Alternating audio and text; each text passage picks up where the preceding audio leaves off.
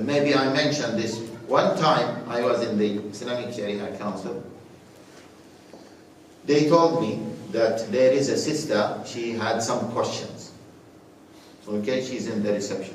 So I finished what I was doing, and then I went to the reception to meet that sister who had some questions. I was looking in the reception. There was no sister. There was a lady wearing very, very revealing clothes. You know, revealing clothes, very short clothes. Yeah, very short. So I said to the receptionist, "Where is the sister?" She said, "That's sister." So anyway, I reacted quickly. I said, "Oh yeah, come on sister, how are you? Okay, what can I do for you?" She was a new Muslim. She accepted Islam just 2 weeks ago. Wallahi, if you see her in the street, you will never think that she's a Muslim. Yeah? She was revealing, even coming to the Sharia Council wearing revealing clothes, almost miniskirt. How shall we deal with this? How shall we deal with her? Yes? We let first in this situation I would hear what the problem is, and I would like you said, put iman in her heart. Yes. The following of that is that you. I said to the brothers in one fiqh course, I said to them, imagine if there is a prostitute, you know prostitute, yes, who accepted Islam. Shall we allow her to accept Islam or not? Of course. Of course, yes. Yeah, we'll tell her you are evil. We are not welcoming you. Astaghfirullah. Allah is more merciful to the prostitute. We know the story of the prostitute.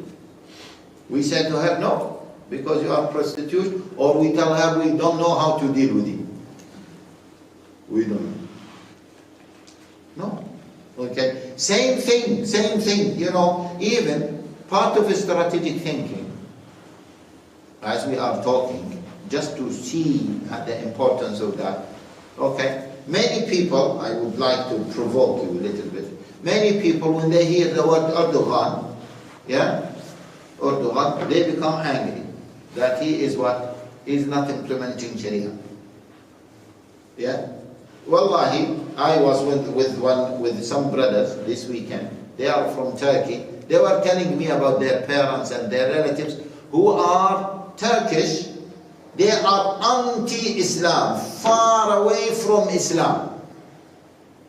If you look at the bigger picture and about what happened in Turkey, and those, they have so many sects. They have the Alawites, they have the communists, they have the secularists, they have the Kemalists, they have, yeah? Right? And Erdogan managed to run this country, okay, from minus something, and it is now one of the top 15 countries in the world. This country is now one of the G15. Now, if he doesn't have strategies, long-term thinking, wisdom, he won't be able to run it like this. Are you following, brothers? This is what we want. This is what we want. Imagine if we say we want to build an Islamic party, yes, in Germany. Maybe in the beginning we don't need to call it an Islamic party. Yes, we'll call it any party. People are still worried about voting. Is it halal or haram? Come on. Think about the bigger picture. Some of them are unable to think about the bigger picture. Yeah? So we have to be careful. We have to be careful. Okay? This shows, all of this shows the importance of strategic thinking and what strategic thinking is. Right? So we had a number of definitions. They say, put the right thing or do the right thing in the right time. Get the maximum get the maximum output of what? The minimum input. Be effective and efficient, but on a long term. Okay? طيب في العربي وضع الشيء في موضعه. يعني وضع الشيء في موضعه, it is almost exactly as doing the right thing in the right time. So these are what? Okay? Some definitions of wisdom and strategic thinking. Don't forget, the issue of long term. Yes? Long term. Okay? طيب. Okay. Now let us go to how to build, how to build the strategic thinking.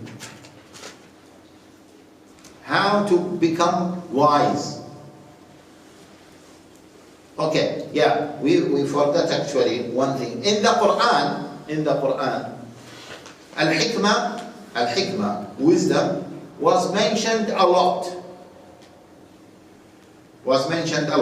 ربنا وابعث فيهم رسولا منهم يتلو عليهم آياتك ويزكيهم ويعلمهم الكتاب والحكمة. The dua of Ibrahim. And to teach them what? Al-Kitab and Al-Hikmah. طيب. Allah Jalla wa Ala, when He corrected, it changed the counting. Where did you see that? What did you hear about that? At first the hikmah and then the kitab. No. When Allah Jalla wa Ala said, هو الذي بعث في الأميين رسولا منهم يتلو عليهم آياته.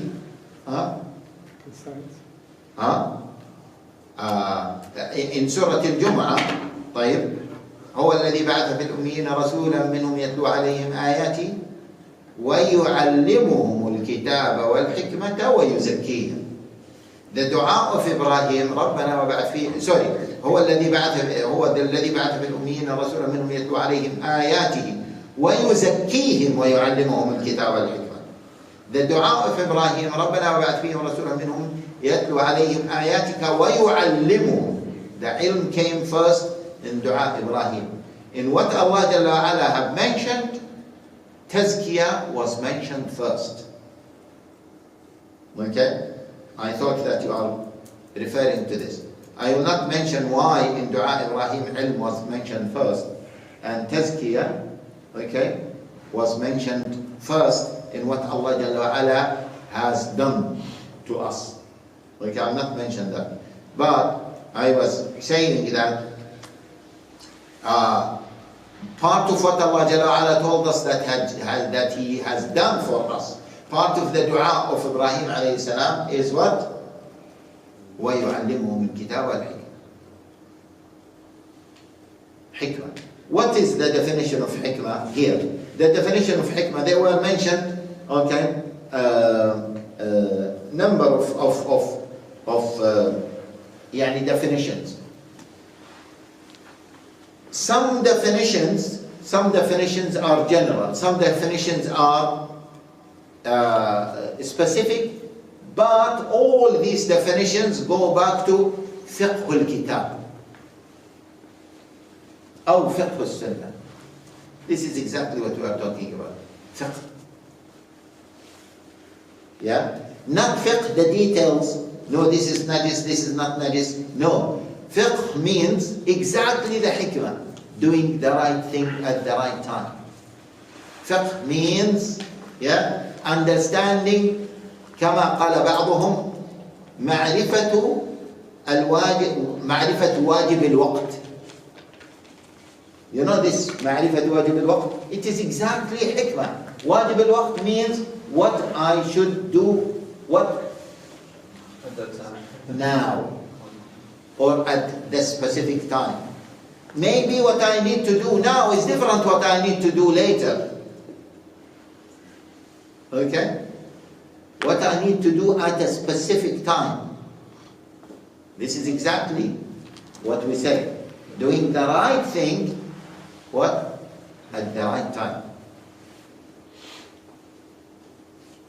Is that clear? Yeah? So, yeah, and among among the definitions, which is wallahi really very interesting. وقال الضحاك هي القرآن والفهم فيه وقال مجاهد هي القرآن والعلم والفقه وفي رواية أخرى عنه مجاهد, this is the student of Ibn Abbas, who said I studied the tafsir of the Quran with Ibn Abbas 3 times or 30 times. Okay? One of the many students of Ibn Abbas. He said وهي الإصابة في القول والفعل,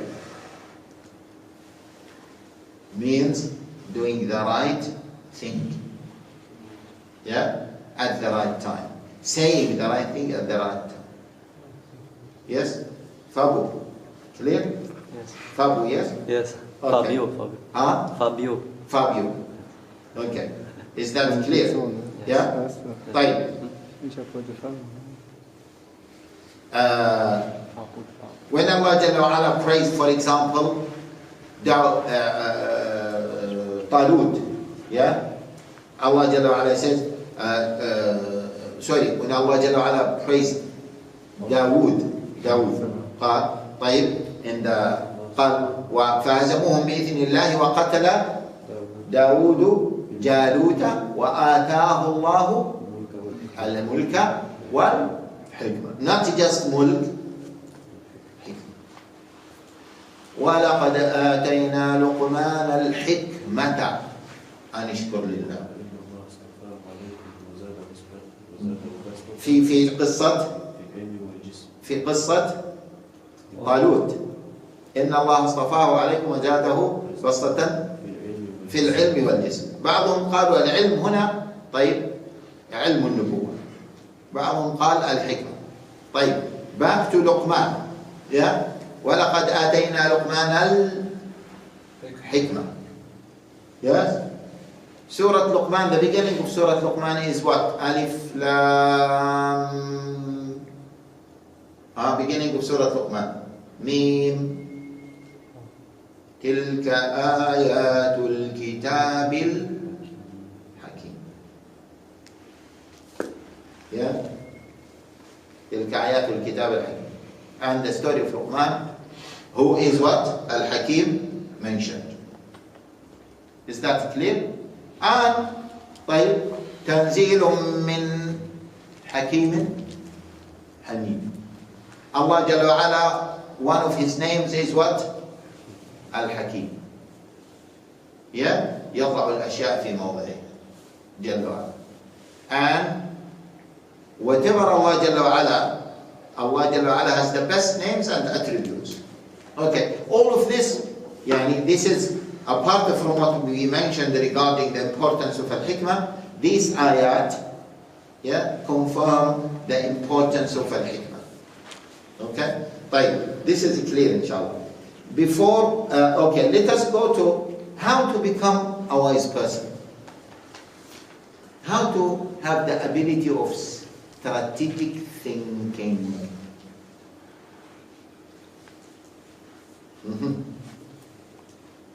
Yeah, I have here, subhanallah, I started with 8 points in the beginning. Before, I'm preparing this as a, like, inshallah, it will be a book. Okay? 8 points, then they became 17. Then now there are 20. Okay? 1. Yeah? How to become a wise person. Yeah, sorry, they became, 23.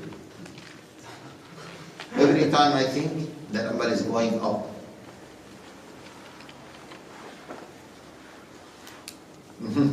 Yalla, yalla.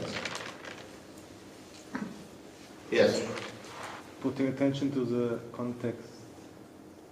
Good. But, okay, before we mention this, because there is a point here, unlikely that anyone will mention it. I will list the points because we have limited time, but I would like to mention one point that is rarely mentioned. Yeah?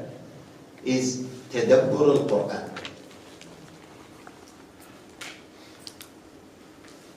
Contemplation over the book of Allah. Come, كيف حالك? You are tired? Yeah, you are sitting there like old people. Why like? You like to be like old people? It's more comfortable. Right? Okay. Tadabbur al-Quran. Contemplation over the book of Allah Jalla Ala. Can someone tell me how this gives you wisdom? Contemplation, yeah, is it clear? Contemplation over the book of Allah Jalla Ala. Yes. Yes, Kulga. Yes, I think because Allah is the one who has the most wisdom, and it is the Quran is His words. And if you think excellent. about it, then Allah is the source of wisdom. He is al-Hakim. He is al-Khabir. He is al-Alim. Yeah? وعنده مفاتح الغيب لا يعلمها إلا هو ويعلم ما في البر والبحر وما تسقط من ورقة إلا يعلمها ولا حبة في ظلمات الأرض ولا رطب ولا يابس إلا في كتاب. He knows everything. Yes, ألا يعلم من خلق وهو اللطيف الخبير. He knows everything. جل وعلا. So he is the source of any khair. That's why even when you want to prepare a lecture, think of the Quran as the first point. Think of Allah as the source of any kind of khair. This is one thing. Another important point, brothers and sisters, about the contemplation of Quran, which is there are, listen carefully, there are what I call them, or what even others call them, okay, as-sunan al-ilahiyya. What they are called as-sunan al-ilahiyya, divine universal laws. Divine universal laws. Yes? I have a question to that. Is it okay to say, for example, nowadays we see non-Muslims so successful for parts? We'll come to that. Okay. We'll come to that. Okay? Right? Divine universal laws. What are the divine universal laws? Give me an example.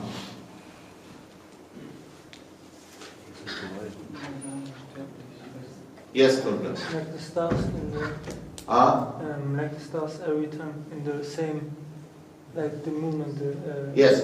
مثلا طيب والشمس والقمر بحسبان. Yeah, the planets are moving in their orbits in an accurate calculation. Okay, good. We can mention many, but just because of time, these are, you can say, scientific universal, okay, rules or laws. No, what I wanted to mention and what really gives hikmah is divine, universal laws related to social life. That really gives hikmah. Yes? That giving charity will increase? For example, إن تقرضوا الله قرضا حسنا يضاعف له. This is a universal divine law. Now listen. Okay? It's good that you mentioned this point. Subhanallah. Jazakallah khair. Now, if we think of money, wealth, from a non-Islamic perspective, we will not be wise in spending that money. Because, according to the simple calculation, if I have 1,000 euro and I gave a charity, 400 euro, what will be left for me? 600. You need to study maths. Right? What will be left for me? Yeah, 600. طيب, what is bigger, 1,000 or 600? Physically, by calculation, by materialistic laws. By materialistic laws, which is bigger? 1,000. But by divine laws, which is bigger? 600. Yes? Now the non-Muslim will not understand this. Very difficult to come. No. The principle of barakah. وَلَوْ أَنَّ أَهْلَ الْقُرَىٰ آمَنُوا وَاتَّقَوْا what? لَفَتَحْنَا عَلَيْهِمْ بَرَكَاتٍ مِنَ السَّمَاءِ وَالْأَرْضِ. Wow. This is the principle of barakat, not barakah even. Yeah? This is barakat. This is what? A divine law. That if you help others, Allah will help you what? More. You give a charity, مَا نَقَصَ مَالٌ مِّن صَدَقَةٍ. This is the divine law. No one tells you about that divine law. You don't find it in books of physics. Where do you find it? In the Quran. Excellent. What else? Give us examples of divine laws. Yes, Jeff. Whenever you do good, you receive good. Okay. هل جزاء الإحسان إلا الإحسان? A divine law. When you do good, you receive good. In the dunya and in the akhirah. Ibn Abbas radiallahu ta'ala anhu said, فاعل المعروف لا يسقط أبدا. Yeah, the one who does good things, he will never what? Fall. He will never fall down. Brothers, let me just tell you a story. Just when I was going to the matar, to the airport, coming here, yeah, subhanallah, I said, I have to mention it somewhere. A brother called me. He works for the train company, one of the train companies. This brother, he is a very helpful person. I remember traveling, and he saw me there, and he came and he looked after me, and he said, can I do anything? And he said, I am authorized to, I have the authority to take it to the first class in the train. Yeah? Right? Anyway, what happened? He called me and he said, out of nowhere, Allah helped me to go to Umrah. So I want to talk to you about it. He sent me a text message. So I called him. I said, MashaAllah. He said, Sheikh, you will not believe how it happened. I said, how? He said, there was a Saudi brother traveling in the train, and he was lost. So I saw him as a Muslim person, so I helped him. Do this, no, don't stop here, do that, etc., etc. I looked after him. After that, he said that was 2 weeks ago. After that, this Saudi brother, he said to him, I am so and so. He has a position. And he said, what do you want? He said, nothing. He said, no. I will take you to Umrah. He said, I could not believe it. And he said, give me your details, send me your passport. Yeah? And he said, within 1 week, his office, it seems that he's a person of position, yeah? His office called him, the Umrah is ready, We will receive you, we'll pick you from the airport. I don't know, even maybe they paid his ticket as well. Look at this. صنائع المعروف تقي مصارع السوء. Just do good things, do good things. This is a universal law. Subhanallah. Yes? والله في عون العبد ما دام العبد ما زال العبد في عون أخيه. This is a universal law. You help others, yeah, Allah will help you what? More. Now, do we find this in the books of science? In physics, in chemistry? No, in chemistry, if you help someone, you will lose time. Agree? Yeah? No. There is something above that.